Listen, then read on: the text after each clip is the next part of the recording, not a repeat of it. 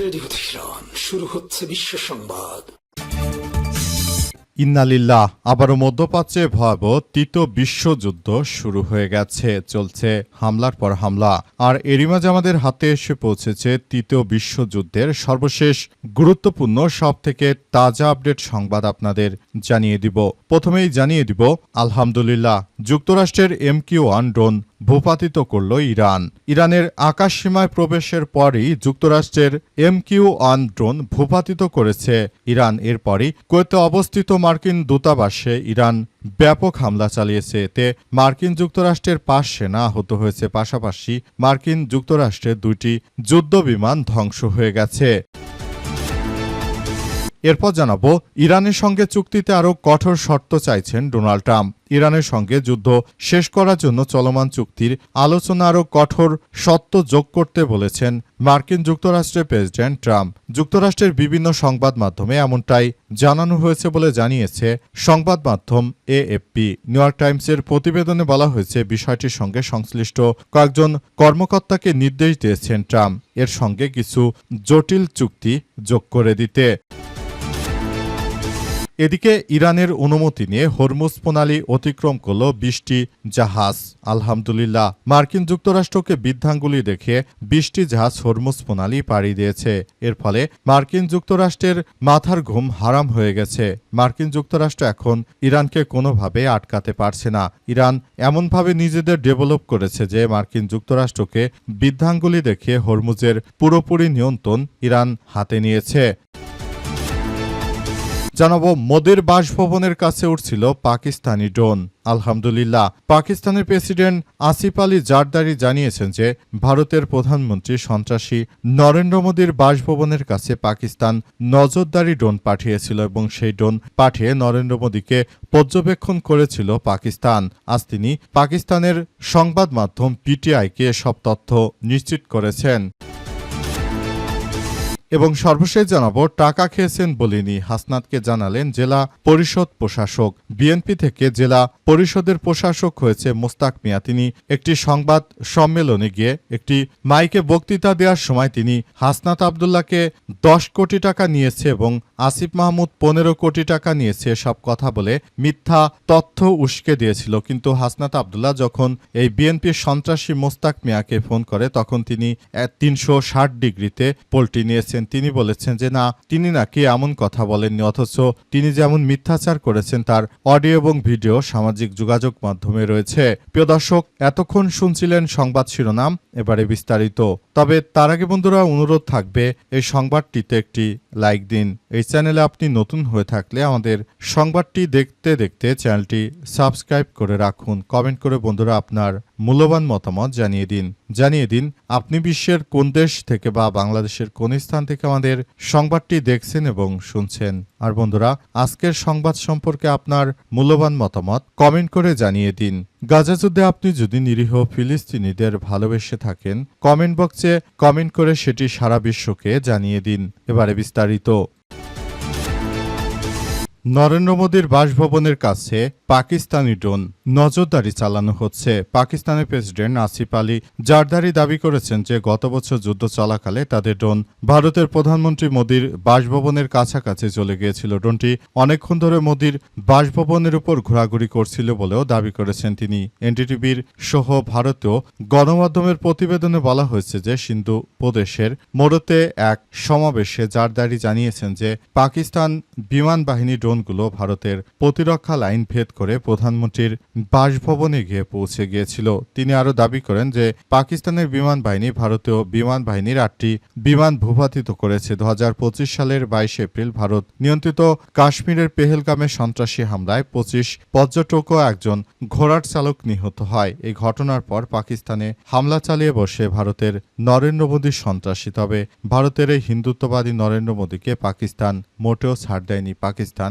এমনভাবে আক্রমণ চালাতে শুরু করেছে নরেন্দ্র মোদী এই হিন্দুত্ববাদী তার এই ঘটনায় ব্যাপক বিপদের মধ্যে পড়ে যায়। ভারতের এই হিন্দুত্ববাদী নরেন্দ্র মোদী সন্ত্রাসী। তিনি মনে করেছিলেন যে ইরানের বিরুদ্ধে আক্রমণ চালালে হয়তো তিনি অনেক ভালো কিছু অর্জন করতে পারবেন, কিন্তু প্রকৃতপক্ষে তিনি আসলে কোনো কিছুই করতে পারেননি। তিনি পুরোপুরি ইরানের কাছে ধরাশায়ী হয়েছেন এবং তিনি কোনোভাবে ইরানের বিরুদ্ধে কোনো পাকিস্তানের বিরুদ্ধে কোনো কার্যকর পদক্ষেপ গ্রহণ করতে পারেননি ভারতের এই হিন্দুত্ববাদী নরেন্দ্র মোদী। বরঞ্চ এখন পাকিস্তানকে পৃথিবীর সব রাষ্ট্রই বন্ধু হিসেবে মেনে নিয়েছে।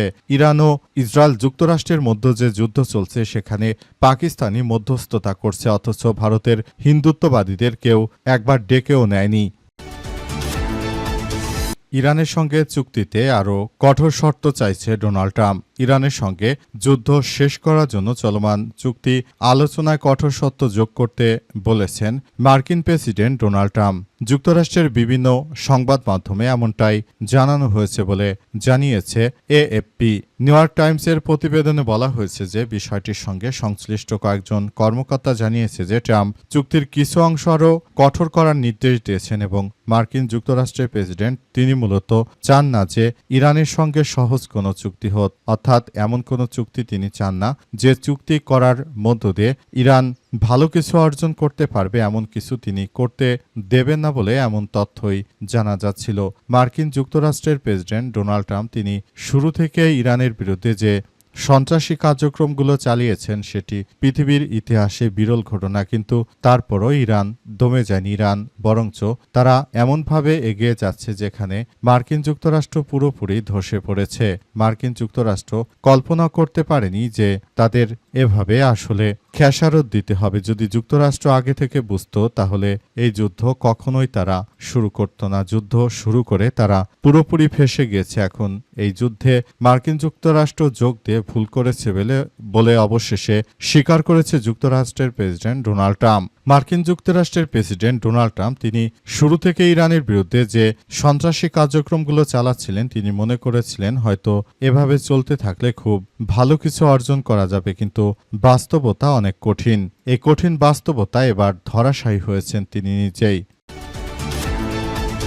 যুক্তরাষ্ট্রের MQ-1 ড্রোন ভূপাতিত করল ইরান। আলহামদুলিল্লাহ, ইরানের আকাশসীমায় প্রবেশের পরই যুক্তরাষ্ট্রের MQ-1 ড্রোন ভূপাতিত করার দাবি করেছে দেশটির ইসলামী বিপ্লবী গার্ড বাহিনীর সদস্যরা। এক বিবৃতিতে IRGC জানিয়েছে যে শত্রুতামূলক অভিযান পরিচালনার উদ্দেশ্যে মার্কিন ড্রোনটি ইরানের আকাশসীমায় প্রবেশ করেছিল। দ্রুত সেটিকে শনাক্ত করে আকাশ প্রতিরক্ষা ইউনিট ক্ষেপণাস্ত্রের মাধ্যমে ভূপাতিত করেছে। ইরানের রাষ্ট্রীয় বার্তা সংস্থা ইরনার বরাতে এই তথ্য জানিয়েছে গালফ নিউজ। এর আগে গত মঙ্গলবার IRGC জানিয়েছে যে যুক্তরাষ্ট্র যুদ্ধবিরতি লঙ্ঘন করলে তার জবাব দেওয়ার বৈধ ও সুনিশ্চিত অধিকার তারা সংরক্ষণ করে। একই সময় তারা যুক্তরাষ্ট্রের একটি MQ-9 ড্রোন ভূপাতিতের দাবি করেছিল। স্থানীয় গণমাধ্যমের খবরে বলা হয়েছে যে ইরানের আকাশসীমায় প্রবেশ করা শত্রুপক্ষের একটি যুদ্ধবিমান লক্ষ্য করে গুলি চালানোর দাবি করেছে IRGC।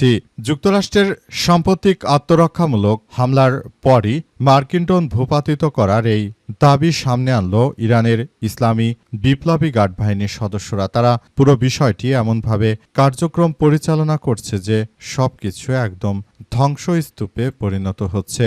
মার্কিন যুক্তরাষ্ট্র এবং দখলদারদের পৃথিবীর ইতিহাসে সবথেকে ভয়ানক ও কার্যকর শাস্তি দিচ্ছে ইরানের ইসলামী বিপ্লবী গার্ড বাহিনীর সদস্যরা। মার্কিন যুক্তরাষ্ট্র তারা কল্পনা করতে পারেনি যে ইরান তাদের এভাবে চরম শিক্ষা দেবে। যদি তারা বুঝতে পারত তাহলে হয়তো তারা এ পর্যন্ত আসতো না। এর আগেই তারা অন্যদিকে চলে যেত এবং বিষয়গুলো নিয়ে তারা খুবই গুরুত্ব সহকারে কাজ করছে।